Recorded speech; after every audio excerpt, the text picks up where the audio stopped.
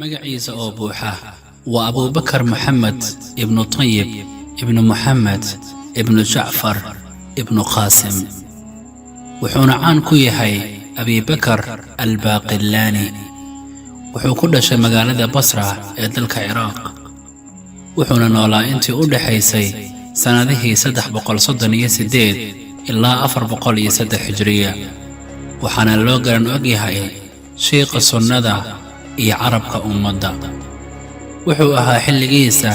mid caan ku ahaa garsoorka iyo cilmiga culimada waaweyn ee islaamkana wuxuu ka helay ammaan badan waxaa lagu xasuustaa oo uu ku galay diiwaanka taariikhda doodii dhex martay isaga iyo boqorkii Room iyadoo uu afka xiray boqortooyadiisa iyo raggii baadiriyaasha ahaa ee ka tirsanaa golihiisa boqorkii Room ayaa khaliifkii islaamka ee ka tirin jiray dalka Ciraaq ka codsaday inuu u soo diro mid ka mid ah culimada islaamka si uu wax badan u weydiiyo khaliifkii ayaana u diray baaqilaani kaasoo ahaa xilligiisa kan ugu caqliga badnaa culimadii islaamka balse markii uu boqorkii Room ogaaday in caalimka loo soo diray uu yahay baaqilaani waxa uu diyaariyay xeelad uu ku liido qiimaha caalimka kuna qasbo inuu madaxiisa u raariciyo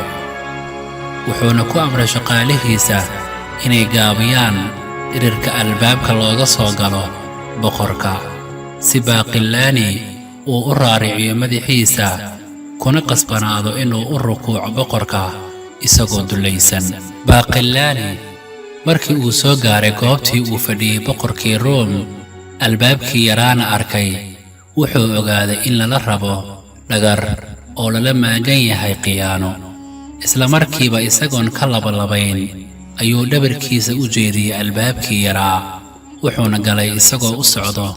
gadaal ilaa uu ka gaaro kursigii boqorka kadibna madaxiisa ayuu kor u qaaday isagoo sharaf iyo qiimo leh mana salaamin xitaa iyaga isagoo fulinaya amarkii rasuulka sallallahu alayhi wasallam oo ahaa in aan salaanta lagu bilaabin yahuudda iyo kirishtanka boqorkii Room ayaana gartay in kani yahay caalim caqli badan oo aan si fudud looga hoos bixin karin waxayna dhammaan baadiriyadii goobta wada fadhiyay ay amakaag iyo layaab ka qaadeen qaabka uu baaqilaani u liiday boqorkii damacsanaa inuu liido isaga intaa kadib baaqilaani ayaa ku yidhi baadiriyadii goobta fadhiyay sidee tihiin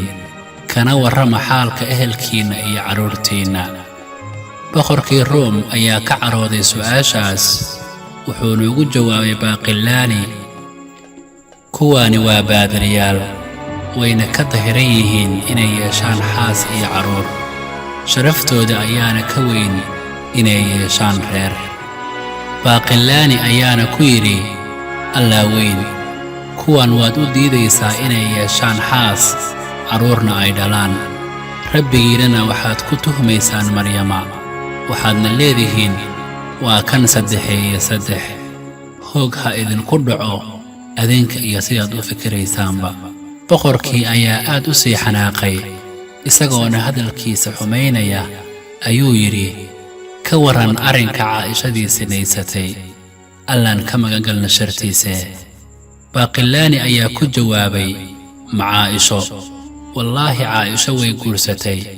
balse ma dhalin wax carruur ah laakiin maryama lama guursan wayna dhashay haddaba labadooda yaa mudan sidee sina ugu tuhmaysaa iyadoonan canug wadan xaasna ahayd halka aad beriyeelayso tan la timid canug iyadoonan la guursan balse annaga sida qur-aanka ku cad haddaan muslimiin nahay waan beriyeelaynaa labadooduba waana kuwa dahiran boqorkii ayaa isagoo ka xun waxa ku dhacay dhagihiisa ayuu mar kale weydiiyey nebigiina sallallahu alayhi wasallam ma dagaalami jiray baaqilaani ayaa ku jawaabay haa wuxuuna ku yidhi jiidda hore miyuu ka dagaalami jiray baaqilaani ayaa mar kale ku jawaabay haa mar kale ayuu weydiiyey ma guulaysan jiray baaqilaani ayaa ku jawaabay haa boqorkii ayaa weydiiyey ma laga guulaysan jiray? Baaqilaani ayaa ku jawaabay haa. Boqorkii ayaa ku yidhi isagoo jeesjeesaya, cajiib, ma nebi ayaa looga adkaanayaa dagaal? Baaqilaani oo ahaa caalim xigmad iyo caqli dheeri ah eebba ku manaystay ayaa weydiiyey boqorkii, miyaa la salbiyey ciise calayhi salaam? Boqorkii ayaa ku jawaabay haa. Kadib Baaqilaani ayaa ku yidhi si la yaab leh, ma ilaah baa la salbinayaa? Boqorkii ayaa afkii juuqda gabay, hadalna wuu ka soo bixi waayey, wuxuuna garan waayey wuxuu ku jawaabo.